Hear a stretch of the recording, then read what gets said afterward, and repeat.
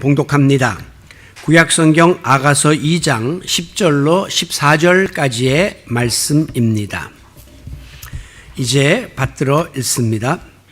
나의 사랑하는 자가 내게 말하여 이르기를 나의 사랑 내 어여쁜 자야 일어나서 함께 가자. 겨울도 지나고 비도 그쳤고 지면에는 꽃이 피고 새가 노래할 때가 이르렀는데 비둘기의 소리가 우리 땅에 들리는구나. 무화과 나무에는 푸른 열매가 익었고 포도나무는 꽃을 피워 향기를 토하는구나. 나의 사랑 나의 어여쁜 자야 일어나서 함께 가자. 바위 틈 낭떠러지 은밀한 곳에 있는 나의 비둘기야, 내가 내 얼굴을 보게 하라. 내 소리를 듣게 하라. 내 소리는 부드럽고 내 얼굴은 아름답구나. 아멘.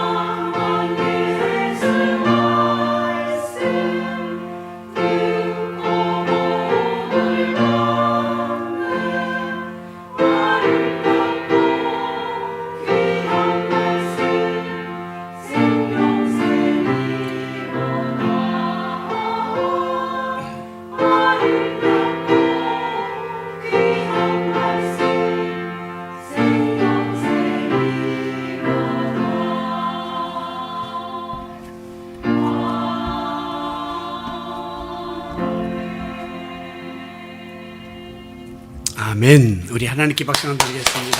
감사합니다. 지난 주일에 우리는 인간은 사회적 동물이기 때문에 절대 혼자서 살아갈 수 없으며 누군가와 함께 해야만 한다고 하는 사실을 확인하면서 특별히 내 주위에 교회 안에서 신앙적으로 나와 함께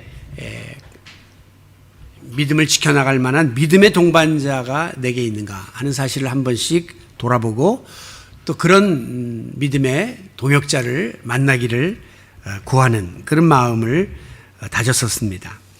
오늘은 이제 우리가 이렇게 함께 하는 데 있어서 꼭 필요한 전제 조건인 사랑에 관한 말씀을 함께 나누면서 은혜를 받기 원합니다. 제가 넉 주 전에도 오늘 본문 앞에 나오는 이 아가서 2장 그 뒤에 나오는 그 15절부터의 말씀을 주제로 이제 포도원을 허는 여우를 잡으라. 우리의 순종을 방해하는 악한 사탄의 공작을 차단해야 한다 하는 말씀을 드린 바 있는데요. 오늘은 또 아가서에서 본문을 이제 택해서 그 앞에 있는 말씀을 전하려고 합니다. 아가서의 처음 시작인 1장 1절에 보면 솔로몬의 아가라 이렇게 기록하고 있습니다. 즉 솔로몬이 지은 아가서다라는 말씀이죠. 솔로몬은 이스라엘 역사상 전에도 없었고 후에도 없는 전무후무한 왕으로 평가받는 지혜의 왕이었습니다. 이 솔로몬이 젊은 시절에 쓴 책이 바로 이 아가서고요. 솔로몬이 이제 중년기에 쓴 책이 지혜의 책 잠언이라고 볼 수 있고요. 그리고 인생을 다 산 다음에 이제 노년에 인생을 회고하면서 쓴 책이 헛되고 헛되다는 전도서라고 말할 수 있습니다. 이 아가서는 지난번에도 소개한 것처럼 이제 문자적으로 보면 이 안에 굉장히 이게 연애 소설 같은 외설적인 좀 이렇게 선정적인 그런 내용들도 많이 나와 있기 때문에 이 성경에 정경에 채택되기에 좀 하자가 있지 않은가 하는 논란이 계속 있었습니다만은 그럼에도 불구하고 이 아가서가 지금까지 구약 성경에 자리를 잡고 있는 이유는 이 문자적인 의미보다는 상징적이고 영적인 의미가 담겨 있기 때문입니다.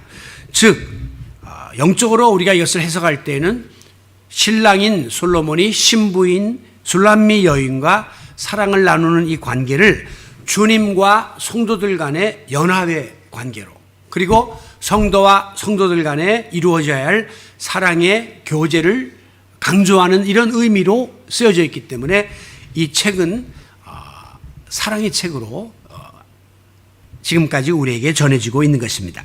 자, 오늘 본문에 보면 솔로몬은 자기의 연인 술람미 여인을 향하여 사랑하는 자여 일어나서 나와 함께 가자 이렇게 프로포즈를 적극적으로 하고 있습니다. 자, 여기에서 우리는 이 믿음의 공동체 안에서 사랑이라고 하는 것이 얼마나 소중한가를 다시 한번 확인하고 우리 성도들 간에 더욱 친밀한 사랑의 줄로 묶여지는 그런 시간이 되기를 원합니다. 본문 10절과 13절에 보면 계속 반복되기를 솔로몬이 술람미 여인을 향하여 나의 사랑, 나의 어여쁜 자야 라고 부르고 있습니다. 영어 성경은 Oh my darling 그렇게 부르고 있어요.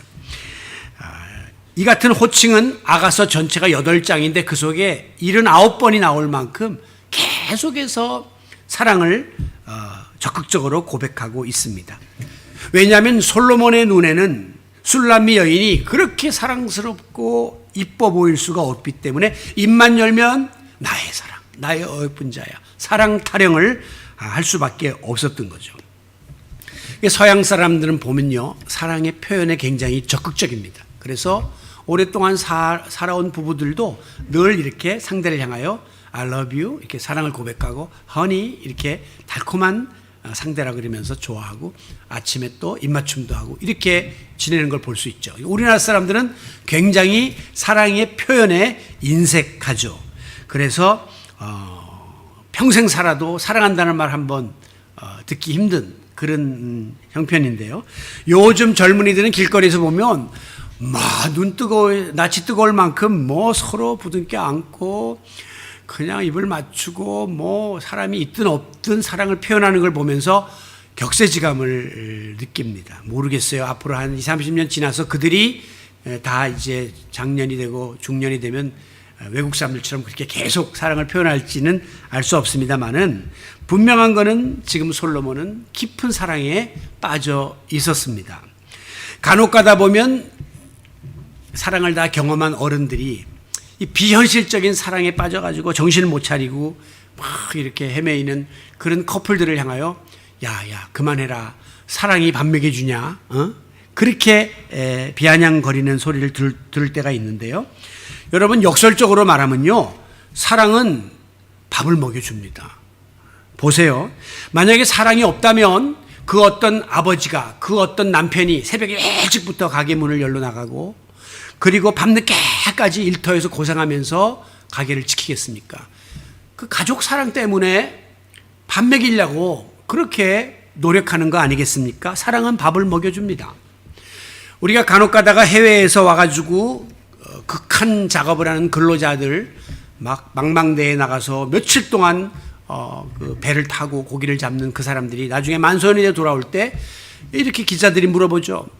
이렇게 고생하는 이유가 무엇입니까? 열이면 열다 사랑하는 가족들 때문에 내가 돈을 벌어서 붙여야 되고 애들 공부시켜야 되고 옷 입혀야 되고 먹여 살려야 되기 때문에 사랑이 이런 일을 감당하게 합니다. 사랑이 있기 때문에 밥을 먹이는 일이 생겨나게 되는 거예요. 하지만 우리가 알고 있는 진정한 사랑은 그런 밥을 먹여주냐 옷을 입혀주냐 이런 차원을 뛰어넘는 아주 고귀한 가치임을 알고 있습니다. 왜냐하면 우리 인간은 애초부터 하나님의 사랑에 의해서 지음을 받은 존재이고 예수님의 사랑을 통해서 구원받은 존재이기 때문에 우리 그리스도인은 사랑 덩어리예요. 사랑을 많이 입은 사랑의 결정체란 말입니다. 그렇기 때문에 우리는 꼭 사람이 밥으로만 사는 것이 아니라 사랑을 먹고 사는 존재라는 사실을 깨닫게 되는 거예요. 우리 인간은 꼭 밥 먹고 사는 존재만이 아니에요. 밥 못 먹어도 사랑이 있으면 얼마든지 생존할 수 있습니다. 이와 같은 사실을 입증하는 실험을 미국의 하버드 대학의 심리학 교수인 해리 할로우라는 사람이 했는데요. 우리 인간을 포함한 모든 생명체는 본능적으로 사랑을 갈망하고 사랑에 의해서 살아가는 존재라는 것을 입증했습니다. 하루는 원숭이가 새끼를 낳자마자 엄마와 원숭이를 격리시켰습니다. 그리고 이제 두 종류의 원숭이 모형을 만들어 놓고 아기 원숭이가 거기서 살도록 했어요.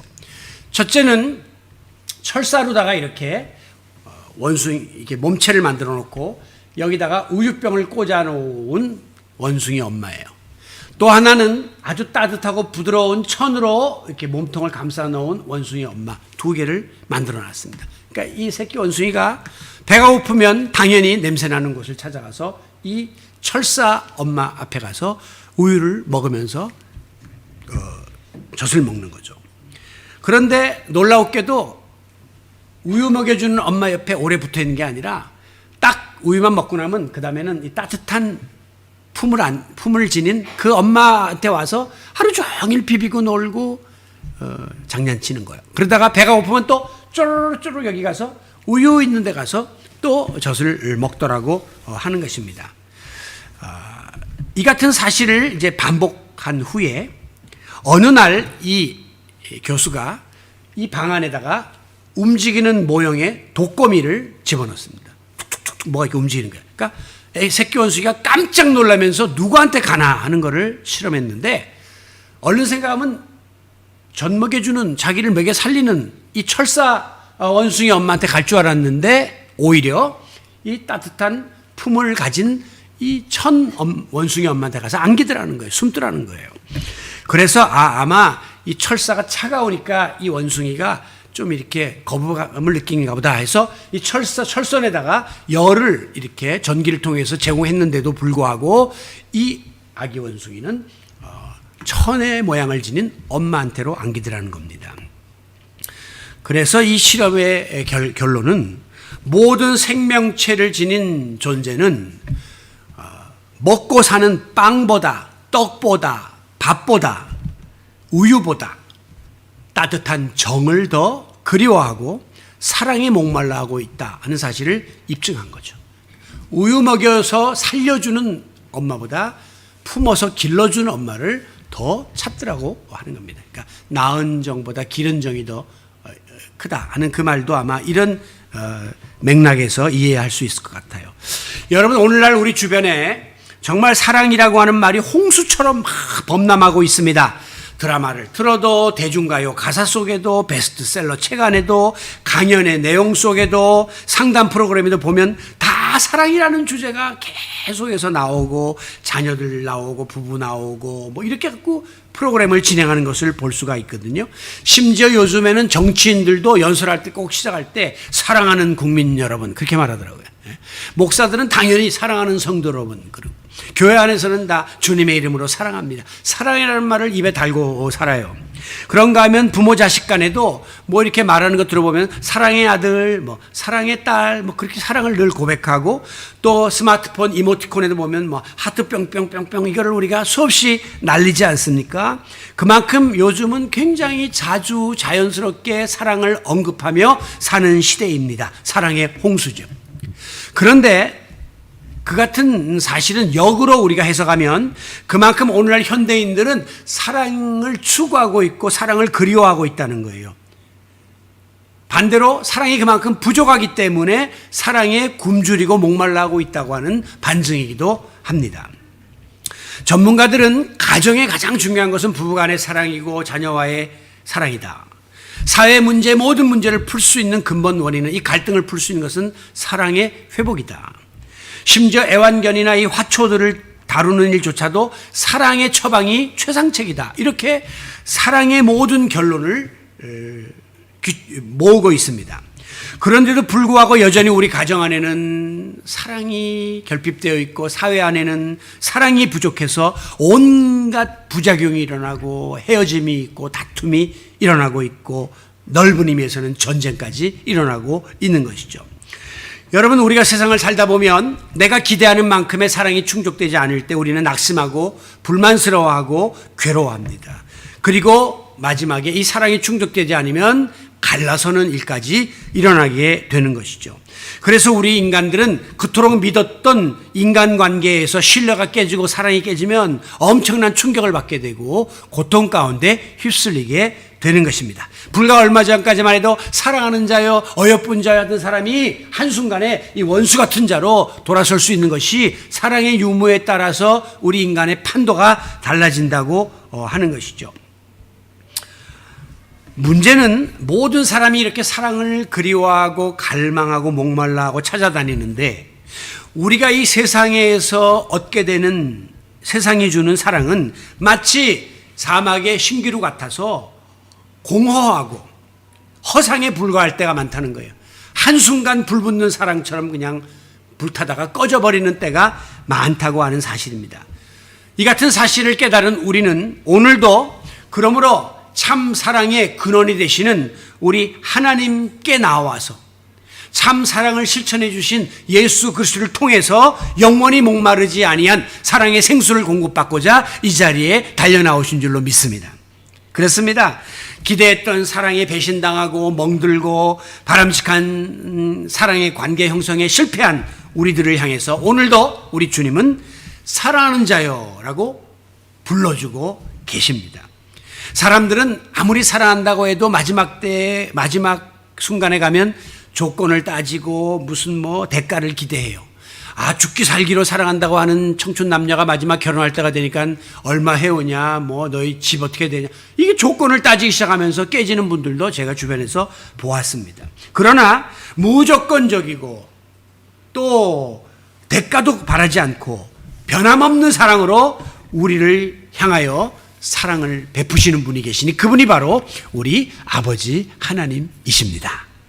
요한일서 4장 7절에 보면 사랑하는 자들아 우리가 서로 사랑하자.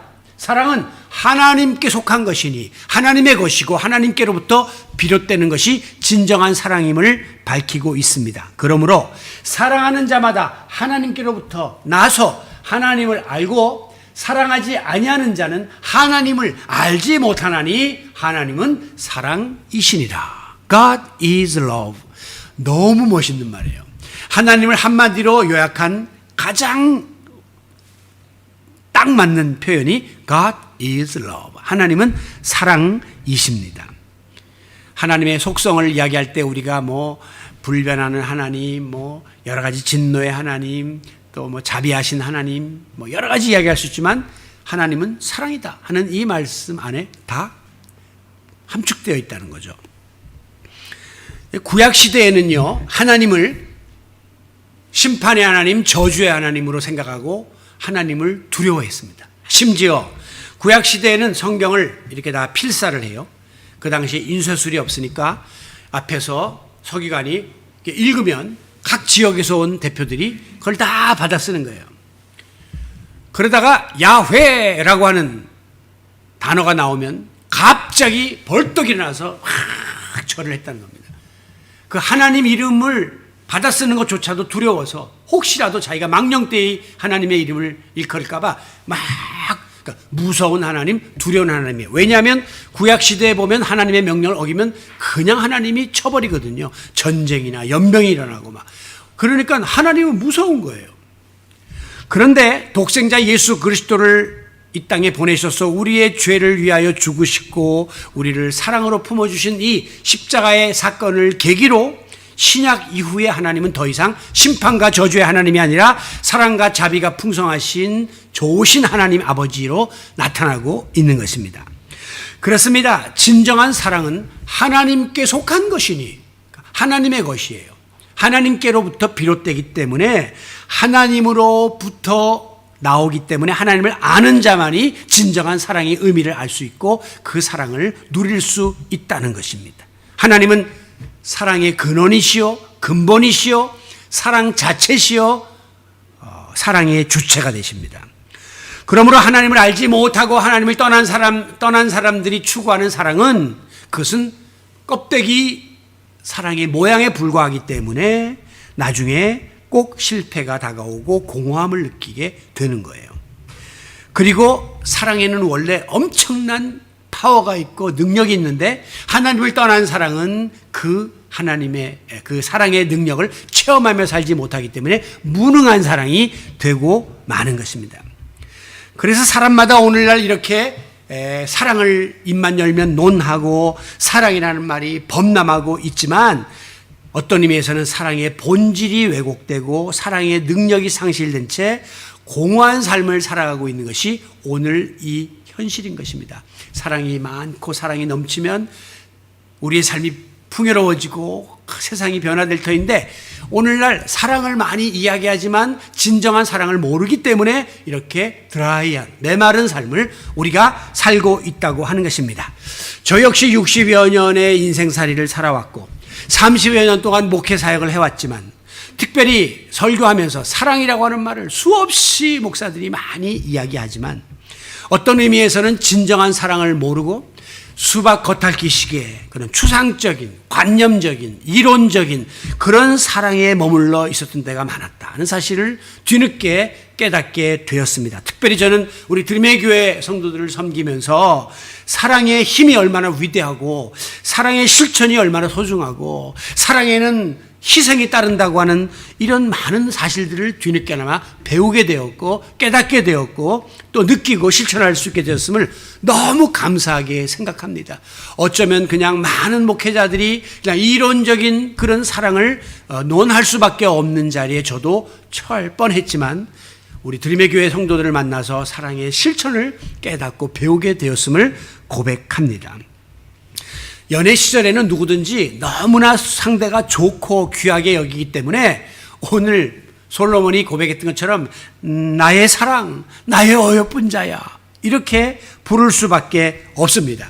그래서 어떤 때 보면 객관적으로 그냥 별로 그렇게 예쁘지도 않은 것 같고 그렇게 멋있어 보이지도 않은데도 불구하고 제 눈의 안경이라고 뭐 그냥 둘이서 좋아서 죽고 못 산다고 난리치거든요. 왜 그런가? 그 이유를 따져보니까 사람이 사랑에 빠지면 눈에 콩깍지가 씌우는 거예요. 그래서 약점은 안 보이고 좋은 점만 보이고 좀 모자라는 건 안 보이고 멋있는 것만 보이니까 서로 그냥 나의 사랑, 나의 어여쁜 자요. 그리고 난리를 치는 거죠. 사실 우리는 저와 여러분은 하나님 보시기에 사랑받을 만한 그 어떤 구석도 없는 자들입니다. 사실. 우리가 예수 믿는다 하지만 말로만 떠들 뿐 실제 삶 속에서 얼마나 열매를 맺지 못하는 삶을 살 때가 많습니까? 주일날은 와가지고 막 결심하고 기도하고 가지만 또 문 나서는 순간부터 변덕을 피고 하는 이런 우리를 하나님인들 사랑할 수 있겠습니까? 아이고 저 모자라는 것, 저 부족한 것들 저 언제 처리되겠나 이렇게 취급받을 수밖에 없는 존재들임에도 불구하고 날 위하여 십자가에 피 흘려주신 우리 예수님의 눈에는 우리가 그렇게 사랑스러운 거예요. 왜? 내가 몸을 바쳐 핏값을 지불하고 대신 살린 영혼이기 때문에 너무 소중하게 여겨질 수밖에 없는 겁니다. 다른 사람들은 그 아이를 우습게 알고 손가락질한다 할지라도 내가 직접 몸으로 품고 낳은 부모는 그 자식이 가장 소중한 것과 똑같은 거예요. 사랑이 그 안에 담겨있기 때문에 이런 일들이 벌어지게 되는 거죠.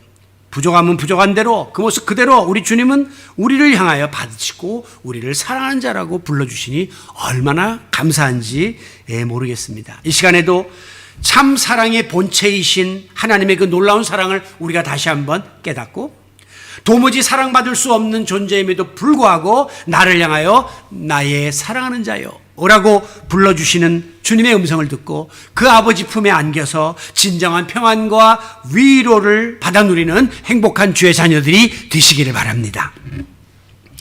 이와 같이 하나님이 베풀어 주시는 참 사랑의 본질을 깨닫고 체험한 자라면 필히 믿는 성도들 간에도 서로의 사랑을 주고받는 자리에 나아가야만 사랑이 완성될 수 있는 거예요. 사랑은 짝사랑, 일방적인 사랑은 참 사랑이 아니에요. 한쪽에서만 막 사랑하는 건 진정한 사랑이 아니라는 거죠. 하나님이 우리를 이렇게 사랑해 주시는데 우리는 아무런 사랑의 나눔을 베풀지 못한다면 우리는 진정한 사랑의 완성을 경험하지 못하는 거예요. 사랑은 주거니 받거니 하는 것처럼 하나님께로부터 놀라운 사랑과 은혜를 받았으니 이제 우리는 이 사랑을 다른 이들에게 나누고 베풀며 살아감으로 우리의 사랑이 아름답게 완성되어진다는 사실을 잊지 마시기 바랍니다. 그러므로 사랑하는 자들아 라고 하는 이 말씀은 사랑을 힘입은 사람, 무조건적인 하나님의 사랑을 경험한 우리들을 향하여 들려주시는 말씀이죠. 사랑하는 자들아, 우리가 서로 사랑하자. 우리도 함께 서로를 사랑하는 이 사랑의 빚을 갚아야 된다고 오늘 주님은 우리에게 말씀하고 있습니다. 우리가 그리스도인들에게 주어진 지상명령은 복음을 전하는 것이다. 이렇게 배웠죠. 땅끝까지 복음을 전하는 게 지상명령이다. 그러면 이 땅끝까지 나아가서 예수를 모르는 사람들에게 복음을 전하는 이유가 뭡니까? 그 근거는 저 영혼이 하나님 모르면 지옥 갈까 봐, 구원받지 못할까 봐 그 영혼을 애틋하게 사랑하는 마음에서부터 복음 전도의 열매도 맺혀지게 되는 거예요. 그러니까 어떤 의미에서 이 사랑은 우리 그리스도인들에게 주어진 최대의 지상명령이에요. 우리에게 주어진 변함없는 의무라고 하는 사실을 기억하시기를 바랍니다. 혹시 여러분 주위에 아직도 내가 사랑할 수 없는 사람이 있습니까? 사랑하기 힘든 사람이 있습니까? 아니, 사랑하기 싫은 사람이 있습니까? 그것은 여러분이 나는 이러저러하기 때문에 그 사람을 품을 수 없고 그 사람을 사랑할 수 없어 라고 이유를 대고 변명을 한다 할지라도 결론은 뭐냐? 내 안에 아직까지 하나님의 사랑이 완전히 녹아들지 못했기 때문이라는 사실을 인정하셔야 돼요. 예수 그리스도의 사랑이 내 안에 완전히 녹아서 여기에 머물게 되면 우리는 사랑하지 않으면 견딜 수 없는 그런 충동을 느끼게 되고 그런 의무감에 사로잡히게 될 것이기 때문입니다. 감사하게도 내 마음에 요즘에 사랑이 충만해서 누구든지 다 이해하고 품을 수 있는 그런 마음이 있어 라고 말씀한다면 그것은 절대 여러분의 의지와 여러분의 힘에 의한 것이 아니라 하나님의 사랑이 내 마음을 지배하고 있기 때문이요, 그 사랑이 나를 강권하고 있기 때문인 줄로 믿습니다. 저는 감사하게도 언제부턴가 제 마음에 그런 미움의 마음이 사라졌어요. 그리고 늘 사랑의 마음만 있어요. 누가 좀 좋지 못한 얘기, 그래도 사랑스러워요. 나에게 좀 안 좋은 행위를 해도 품어줘요. 하나님이 내 마음에 사랑의 은사를 부어주시고 나로 하여금 사랑하도록 강권하시는구나 하는 것을 느낄 때가 있습니다. 참으로 감사합니다. 이처럼 하나님과 나의 관계는 이런 사랑을 기초로 맺어졌단 말이죠. 그렇다면 나와 다른 사람의 관계도 내가 받은 그 사랑의 기초 위에 세워져야만 마땅한 것입니다. 오늘 우리 그리스도인들은 흔히 형제 자매라고 서로를 부릅니다. 그것은 마치 한 집안에서 같은 피를 받은 그런 혈육처럼 우리는 예수 그리스도의 피로 하나 된 그런 형제 자매라는 것이죠. 그렇기 때문에 우리가 한 하나님을 아버지를 모시고 한 예수님을 구주로 영접하고 또 한 성령님을 우리가 믿고 있다고 하는 이 사실은 오늘 우리가 모양이 다르고 출신이 다르고 성향이 다르고 생각이 다르고 여러 가지 추구하는 바가 다르다고 할지라도 무조건 그런 조건을 따지지 않고 서로 이해하고 품고 사랑할 수 있는 소중한 가족이라고 하는 사실을 인식시켜 줍니다. 여러분, 가족은 뭡니까? 여러분 식구들 중에 어떤 때는 마음에 안 드는 경우가 있죠. 부부 사이에도 자식 사이에도 내가 낳았지만 어떻게 애가 저러나 이런 마음이 들 수도 있단 말이에요. 그래서 때때로 그가 싫고 그의 행위에 대해서 비판하게 되고 거부한다 할지라도 막상 어려운 일이 딱 터진다 해보세요. 그때 남는 거는요 가족밖에 없어요. 친구고 뭐 동업자고 다 떠납니다. 그런데도 불구하고 마지막에 내가 희생하고 양보해서라도 품는 이유는 한 피를 받은 혈육이라고 하는 그 사실 때문입니다. 오늘 저와 여러분들이 이 교회 공동체 안에서 하나 되어야 될 이유는 예수 그리스도의 피를 받은 한 아버지 하나님의 자녀들이라고 하는 이 그리스도인의 형제 자매 애 때문에 우리가 그 같은 사실을 감당해 나가야 할 것입니다. 요한일서 4장 18절에 보면 사랑 안에는 두려움이 없고 온전한 사랑이 두려움을 내어 쫓나니라고 하는 말씀이 나옵니다. 여러분, 우리가 사랑하게 되면 우리 마음속에서 두려움이 사라지는 놀라운 은혜가 임하게 됩니다. 왜 두렵습니까? 뭐 여러 가지 이유가 있죠. 돈이 없어서, 건강을 잃어서, 내 앞날에 대해서 불안해서 두렵다. 그런 말씀들을 할 수 있지만 깊이 있게 그 원인을 추적해 들어가 보면 그 안에 사랑이 없기 때문에 두려운 것이에요. 전쟁이 두렵죠. 전쟁이 왜 일어납니까? 나라와 나라 간에 이해관계가 얽혀가지고 서로 품을 수 없는 지경이 되어서 싸우는 거거든요. 즉 사랑이 없기 때문에 전쟁이 일어나는 거예요. 전쟁의 두려운 이유는 사랑이 없는 게 원인임을 우리가 극단적으로 알 수 있는 것입니다. 특별히 우리가 인간관계에 있어서 관계가 깨지면 이렇게 불편할 수가 없고 밥도 안 넘어가고 잠도 안 오고 두려움이 늘 우리 마음속에 엄습하는 것을 경험하게 됩니다. 더 나아가서 믿는 성도들 간에 어떤 갈등이 생기고 사랑의 관계가 파괴되면 서로의 마음속에 미움과 원망이 가득하게 되고 그로 인해서 우리의 마음속에는 늘 두려움이 엄습해 오게 되는 거예요. 교회 가기 싫어지고 또 그 사람 보기가 싫어지고 또 목사의 설교가 듣기 싫어집니다. 왜?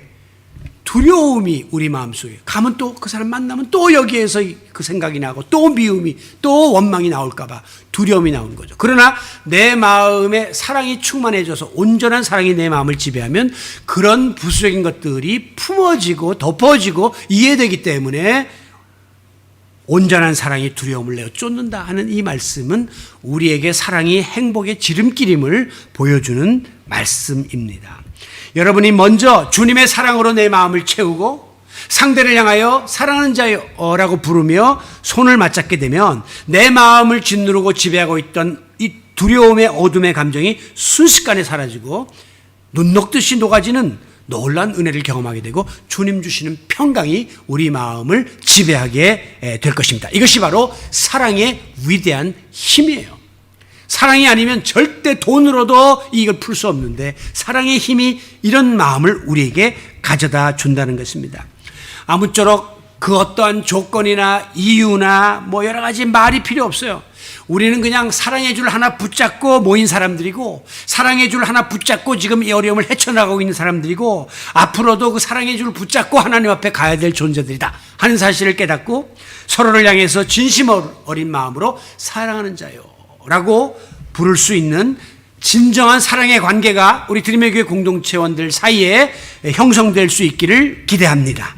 여러분, 우리가 그와 같은 사랑을 힘입게 되면 먼저 내가 여러 가지 어려움과 장애를 딛고 일어설 수 있는 힘이 나에게 공급됩니다. 앞서 말씀한 것처럼 사랑이 가족을 부양할 용기를 부여하고 사랑이 저 사람과의 관계를 타개해가고자 하는 의지를 부여하는 것처럼 내가 먼저 어려움을 이겨나갈 수가 있어요.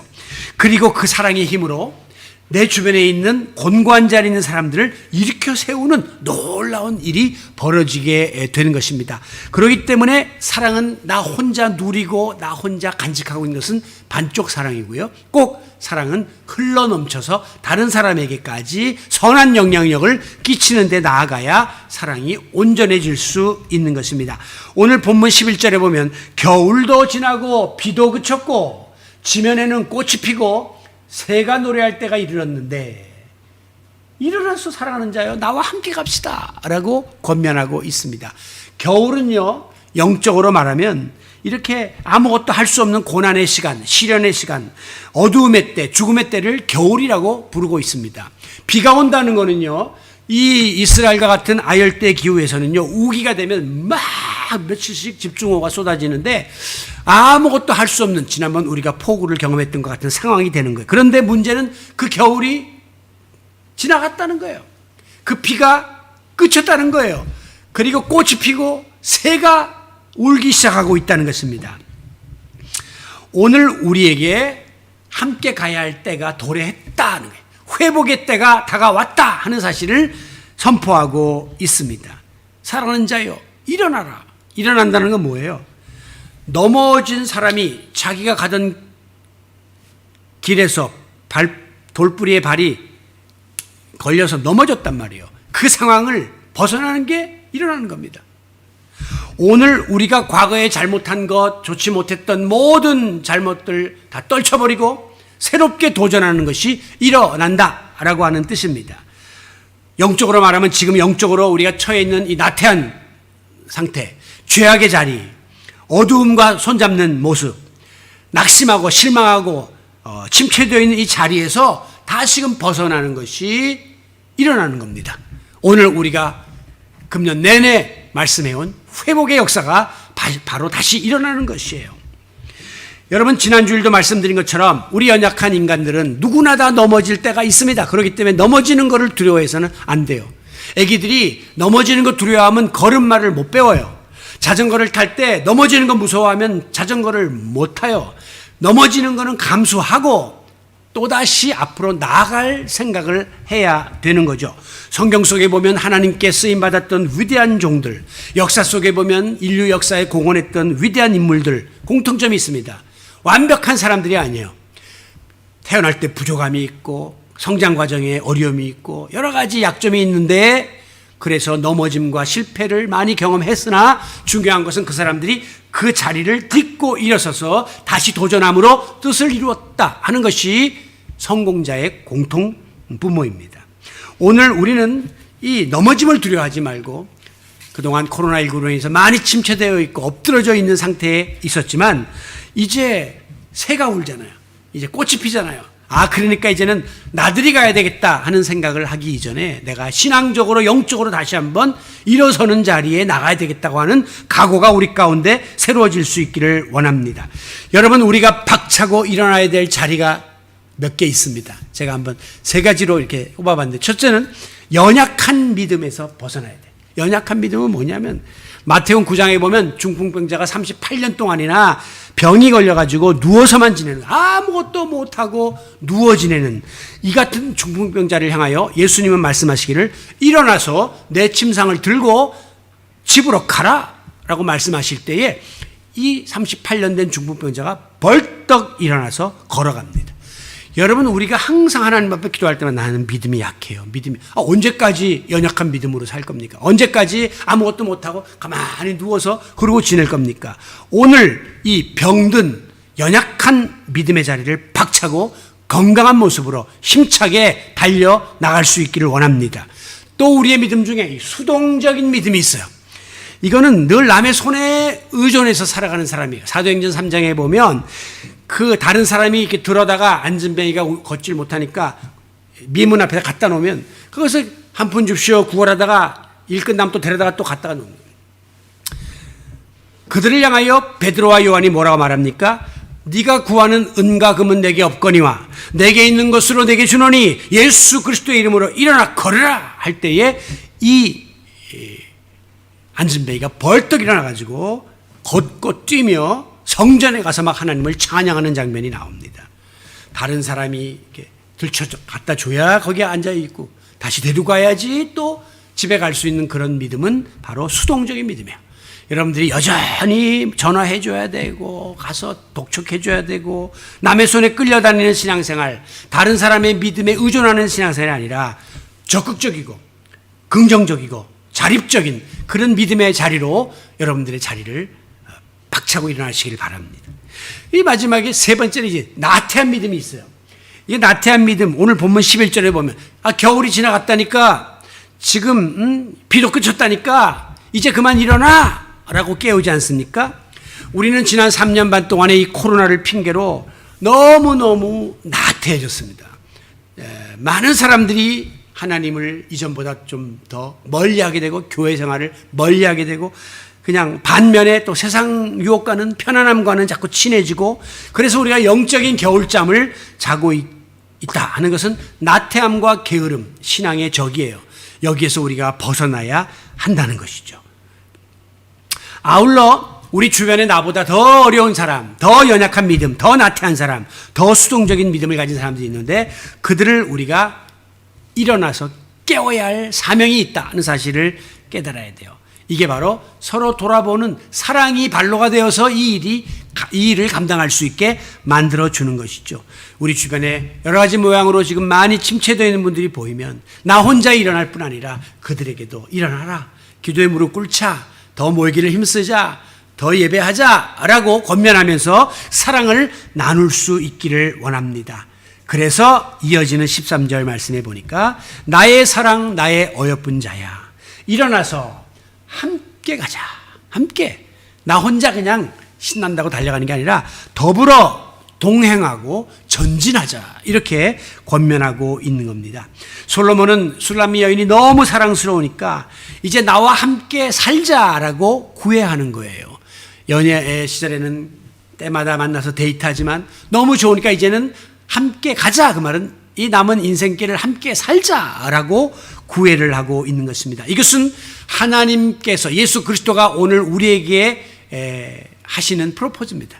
얘들아, 내가 너를 위하여 십자가에 피 흘려 죽기까지, 독생자를 내어주기까지 너희를 사랑했는데 그런 모습으로 계속 있어도 되겠느냐? 나는 여전히 너를 사랑하노라. 그러니 나와 함께 가자꾸나 라고 우리를 불러주십니다. 이 사랑을 힘입은 우리는 또 다른 일을 향하여 이야기합니다. 내가 주님의 그 사랑을 받았고 여기까지 이만큼 왔는데 당신도 나와 함께 더불어 이 믿음의 여정을 달려갑시다 라고 함께 프로포즈를, 영적인 프로포즈를 해야 된다고 하는 것이죠. 여러분, 오늘 우리의 남은 생애가 얼마가 될는지 알 수 없습니다. 점점 주변에 이제 세상을 뜨는 부흥의 소식들이 들려옵니다.